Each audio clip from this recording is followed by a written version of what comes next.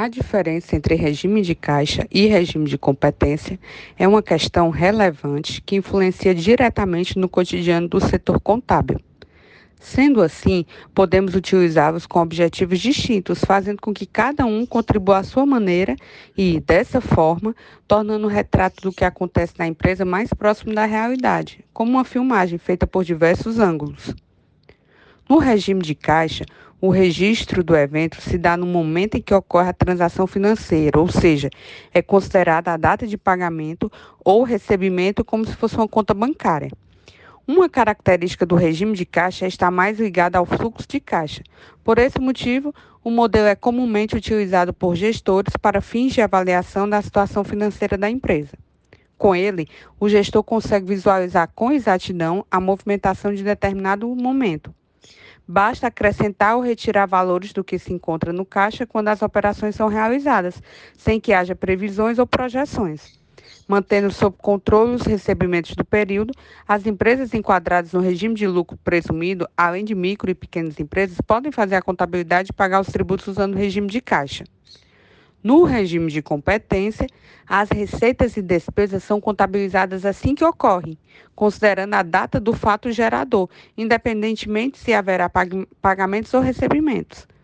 Com o regime de competência, é possível planejar os investimentos futuros de maneira mais simplificada, pois as movimentações financeiras já estão consideradas no balanço e no balancete, mesmo que ainda não estejam quitadas. Além disso, o regime de competência permite a avaliação da depreciação. Com ele, é possível trabalhar com o demonstrativo de resultado do exercício, conhecido como DRE, e verificar se a empresa apresentou lucro ou prejuízo em um período em especial. Qual é o regime obrigatório, então?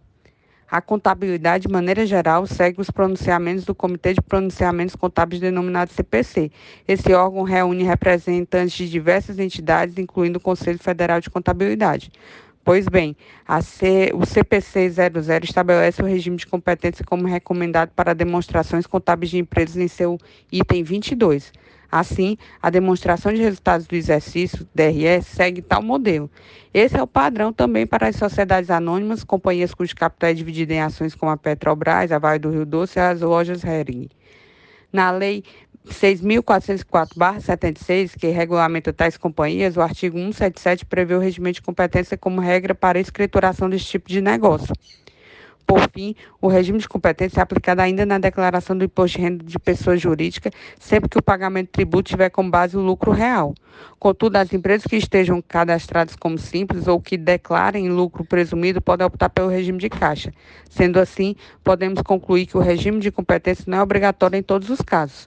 Por outro lado, ainda que fosse, não impediria a adoção de outros modelos para fins de administração e gestão da empresa.